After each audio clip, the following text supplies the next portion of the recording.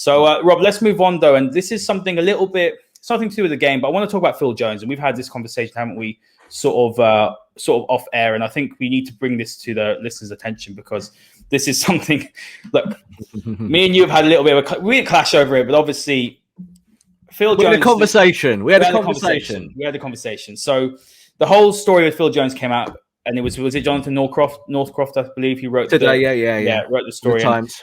And it was actually a very difficult read. It's very sad to listen to what Phil Jones has gone through. Obviously, we know that with his injuries have been absolutely horrific, but it's the whole mental impact of it. Something you mentioned to me actually maybe 3-4 weeks ago when we did have that discussion. And we're having a look at it and obviously getting trolled by people online, getting abused by people in the street as well. Obviously coming back and just not knowing what to do, trying to get fit, coming back, putting on the sort of the compression boots, etc. What he needs to do to get fit, has not been able to do it.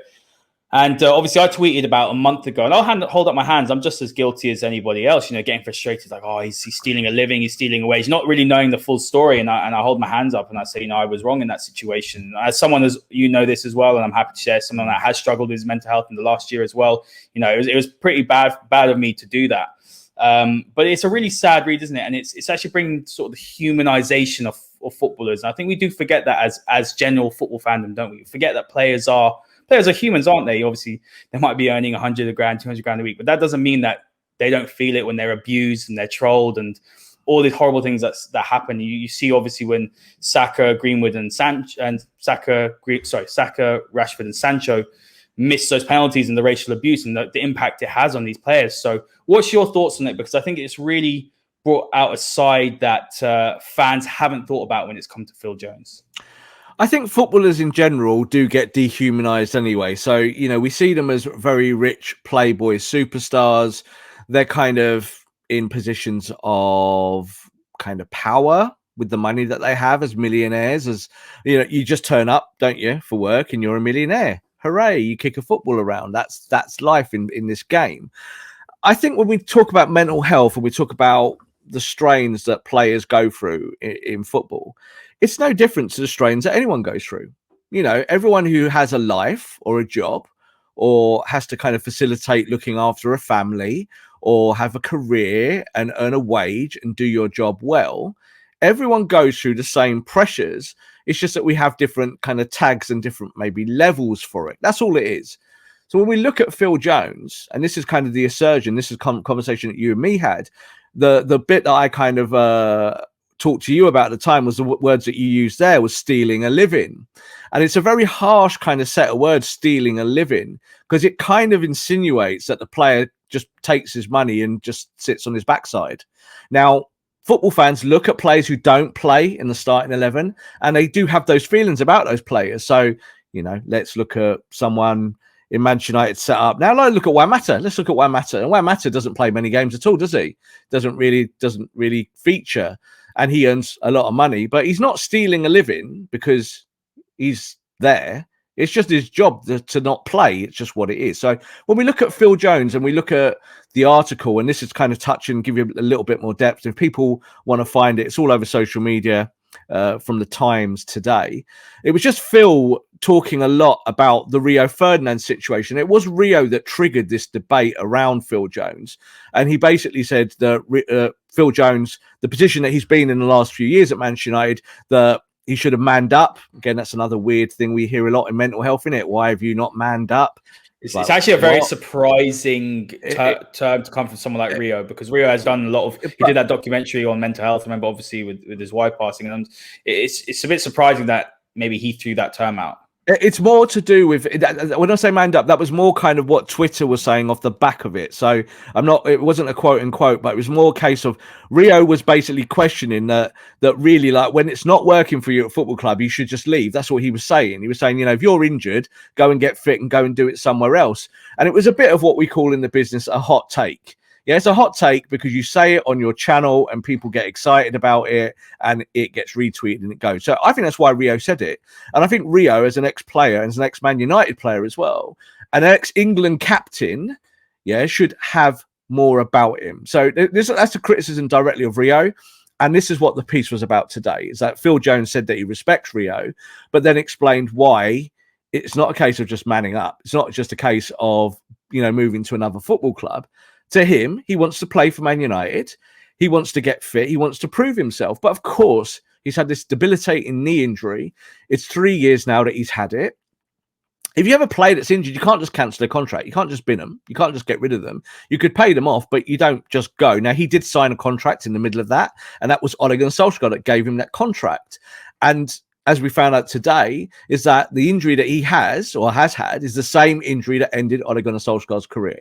So Ole Gunnar Solskjaer knows all about this specific knee injury. So people criticized Ole and said, why is he giving him a contract? You don't give these things out, willy-nilly. You don't. But at the same time, if they do get a contract, you don't kill them for earning a living. You just don't. So I think with Phil Jones, will he ever be a star at United again? No, we know this. Does the squad run deep at United? Yes, it does. Does bits need to be trimmed? Absolutely. But this personal attack on players for these reasons must stop. It has to stop. We spent all this time and money and energy teaching and educating people about racism and about why racism is bad. And the reason why racism is bad is not just that it's unfair, it's because it destroys players' mental health. It kills them. It's wrong. But on the flip side of it, you also get situations like this where people just think that someone is just robbing the football club because they can. Well, do you think it's a FIFA generation though? Obviously, where it was kind of perceived that if Phil Jones is still at the club, and it is in some elements it's true though, because Phil Jones obviously signed that 5-year contract. I believe what was it, $4 million a year he's on. So it was cheaper to, for example, keep Phil Jones. It's a whole Glazer element, isn't it? The Glazers don't want to spend more money on a new player, but they gave Phil Jones there's that those connotations and links. And let's say Manchester United didn't sign a midfielder, let's just say, in the summer because they couldn't shift someone like Phil Jones out. Do you understand what I'm trying to say? That fans get frustrated that we've got players like this. Why are they even at the club? I understand. I still sit here and think, and that you agree with this well. Phil Jones needs to go and play football. He needs to not be at the club.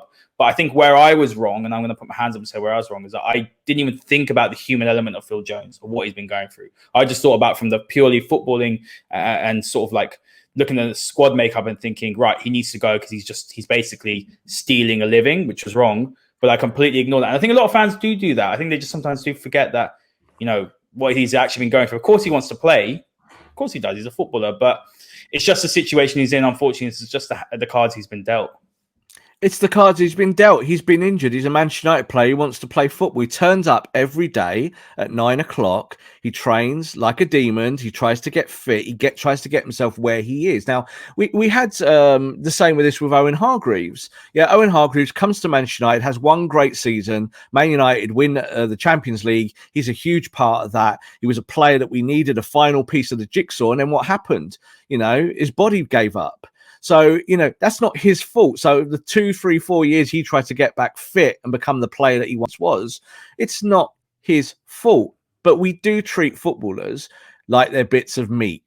And this is the problem. Like it's a butcher's and they're just slabs of meat and you go and buy the one you want and you go and get on with it. And that's how you kind of make your stew.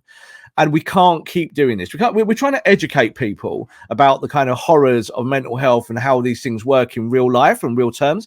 And then we immediately dismiss it. So like you just said there, obviously about, suffering with mental health in the last year or something like that, Haydar. This is about applying science, that science to the football industry. And we see it all the time. Footballers are not giving the empathy that they deserve. Phil Jones has a wife and family, and his job is to try and provide for them. So he's not going to try and leave Man United anytime soon. Like you're just saying, he needs to play football. Well, he needs to get fit, first of all. He needs to prove he can play football. Now, there was plenty of suitors for Phil Jones in the summer. So it wasn't true that they couldn't get rid of him. They could have moved him on. But obviously, clubs are looking at his injury record and they're looking for a deal that protects them. So there were clubs that wanted a loan deal. They wanted United to foot some of more of the wages, and they would have taken Phil Jones. And United could have done that. United could have sent him to Fulham and he could have played there and they could have paid 8% of his wages.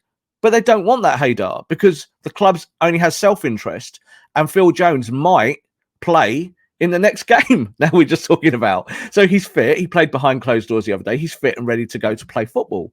And this is the bigger kind of point and the bigger question about football in general. So Ole has him because it's about the bottom end of the squad. You need players that come in for these games where you're rotating players, where you want to rest Varane, you want to rest Maguire. You don't want Lindelof to play all of those games in rotation. So you might want to actually rest Lindelof.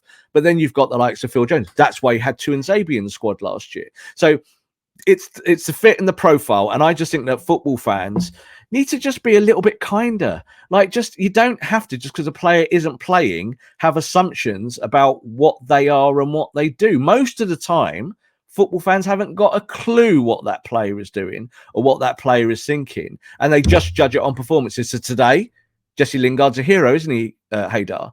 Last year, Jesse Lingard was a demon. No one wanted him at Man United. So it shows how fickle football fans can be. But mental health is something that we're not going to stop talking about. And I think Phil Jones is a really, really good example of that.